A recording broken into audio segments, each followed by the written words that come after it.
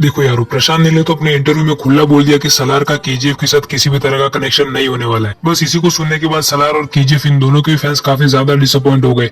अब डिसअपॉइंट हो भी क्यों ना, क्योंकि सलार और केजीएफ के कनेक्शन को लेकर, पूरे केजीएफ यूनिवर्स को लेकर जितने भी सपने देखे थे फैंस ने, उन सारे सपनों को प्रशांत नील के एक ही स्टेटमेंट ने खत्म, बाय बाय टाटा गुड बाय कर दिया, जिन फैंस में से एक मैं भी हूँ। लेकिन अब प्रशांत नील का इतना क्लियर कहने के बाद भी कुछ फैंस अभी भी मानने को तैयार नहीं है कि सलार केजीएफ के साथ कनेक्टेड नहीं है, और इसीलिए बहुत सारी थियरीज बन रही है सलार के केजीएफ के कनेक्शन को लेकर। तो आज की इस वीडियो में हम इन सारी थियरीज को डिकोड करने वाले हैं और ये जानने वाले हैं कि ये सारी जो थियरीज बन रही है वो प्रैक्टिकली पॉसिबल है भी या नहीं।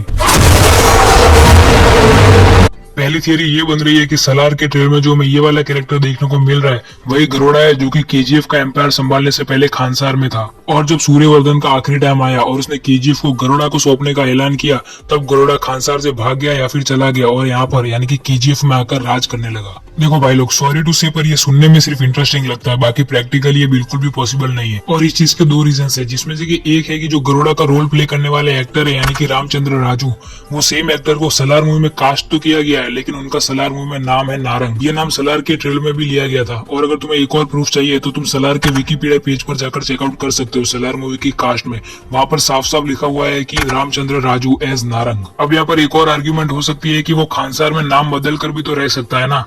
नहीं भाई, नहीं रह सकता। वो कैसे, वो तुम्हें सेकंड रीजन में क्लियर हो जाएगा। सेकंड रीजन है टाइमलाइन। सलार और केजीएफ इन दोनों की टाइमलाइन में जमीन आसमान का फर्क है। केजीएफ को ढूंढा गया था सूर्यवर्धन के थ्रू 1951 में, और वही खानसार एम्पायर की तो शुरुआत 1000 साल पहले ही हो गई थी। अगर तुम केजीएफ की टाइमलाइन को चेकआउट करोगे तो वहाँ पर तुम्हें पता चलेगा कि 1978 में रॉकी ने गरुड़ा को मार दिया था। अब अगर हमें सलार में जो ये कैरेक्टर दिखाया जा रहा है नारंग, वही गरुड़ा है जो कि नाम बदल कर वहाँ पर रह रहा है, तो फिर ये बिल्कुल भी पॉसिबल नहीं है, क्योंकि सलार की जो टाइमलाइन दिख रही है वो काफी आगे की दिख रही है।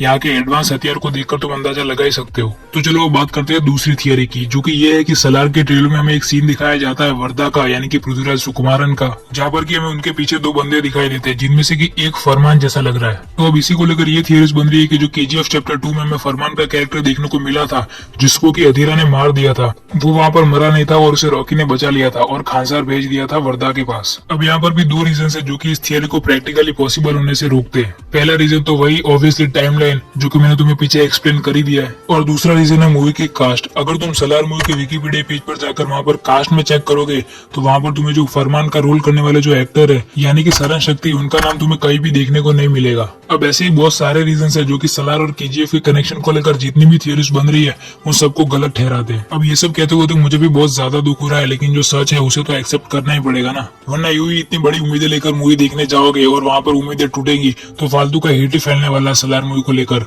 और मैं नहीं चाहता कि अपने प्रभास की मूवी को लेकर थोड़ा भी हिट फैले। अब क्या तुमने एक बात को नोटिस किया कि इतनी सारी फैन थियरीज आखिर बनी क्यों रही है? अब ये सारी थियरीज बनने की सबसे बड़ी वजह खुद मेकर्स ही है, क्योंकि जब से उन्होंने सलार मूवी को अनाउंस किया था तब ये क्लियर नहीं किया था कि सलार का केजीएफ के साथ कोई भी कनेक्शन नहीं होने वाला है, सलार एक स्टैंड अलोन मूवी होने वाली है। अब जब मेकर्स ने इस बात को क्लियर नहीं किया था और जब ऑडियंस को पता चला कि केजीएफ और केजीएफ चैप्टर 2 के जो डायरेक्टर है वो एक और अपनी नई मूवी के साथ आ रहे हैं, और उसी समय पर कई सारे यूनिवर्स बनने की खबरें निकल कर आ रही थी, तो ऑडियंस को लगा कि शायद प्रशांत नील भी अपना यूनिवर्स बना रहे हैं। सलार को अनाउंस करने के बाद कुछ ऐसी चीजें भी होती चली गई जिससे कि ऑडियंस की होप बढ़ती गई। पहले तो मैं सलार मूवी के पूजा इवेंट में रॉकी भाई यानी कि यश देखने को मिले, और जब सलार मूवी की कास्ट को अनाउंस किया गया तब हमें वहाँ पर एक नाम देखने को मिला, ईश्वरी राव।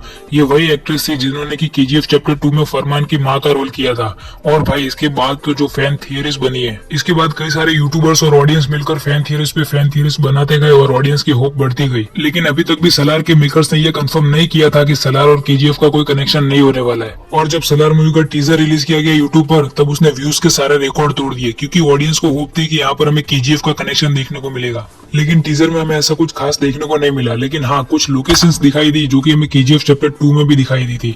अब इसकी वजह ये थी कि केजीएफ और केजीएफ चैप्टर 2 को जिस सेट पर शूट किया गया था ना, उसी सेम सेट पर सलार मूवी को भी शूट किया गया है। अब मेकर्स चाहते तो वहाँ पर जो हमें कुछ नंबर्स दिखाई दे रहे हैं उसे वीएफएक्स की मदद से हटा भी सकते थे। अब यहाँ पर मेकर्स ने ऐसा क्यों नहीं किया है वो तो मैं नहीं जानता, लेकिन अब इसकी वजह से जो नेगेटिव पब्लिसिटी हुई है सलार की, उसका असर सलार मूवी के बॉक्स ऑफिस पर तो पड़ने वाला है। लेकिन फिर भी यारो, प्रशांत नील के डायरेक्शन पर भरोसा रखते हुए और खास करके अपने प्रभास के लिए सलार मूवी को एक चांस देना तो बनता है। अब हाँ, सलार मूवी केजीएफ के साथ कनेक्टेड नहीं होने वाली है, इसकी वजह से थोड़ा दुख तो हो रहा है, लेकिन फिर भी अब क्या करें। लेकिन अब इस दुख खबरी वाले माहौल में एक खुशखबरी ये है कि सलार का ट्रेलर 2 आ रहा है। सलार का दूसरा ट्रेलर होने वाला है 3 मिनट का। और हाँ, एक और खबर निकल कर ये आ रही है कि सलार मूवी को E रेटिंग दी गई है, बिल्कुल एनिमल की तरह। अब एनिमल मूवी की तरह इसमें एडल्ट सीन तो नहीं होने वाले हैं, लेकिन काफी तगड़ा एक्शन होने वाला है, काफी खून खराबा होने वाला है सलार मूवी में। अब देखो भाई, मेरा ये वीडियो बनाने का मकसद किसी को भी हर्ट करना नहीं था। मुझे भी बहुत उम्मीदें थी KGF यूनिवर्स को लेकर, लेकिन अब जो सच है वो तो बताना ही पड़ेगा ना। लेकिन मैं अभी ये कहूंगा कि अगर प्रशांत नील की बात झूठ निकलती है और सलार का हमें KGF के साथ कनेक्शन देखने को मिलता है,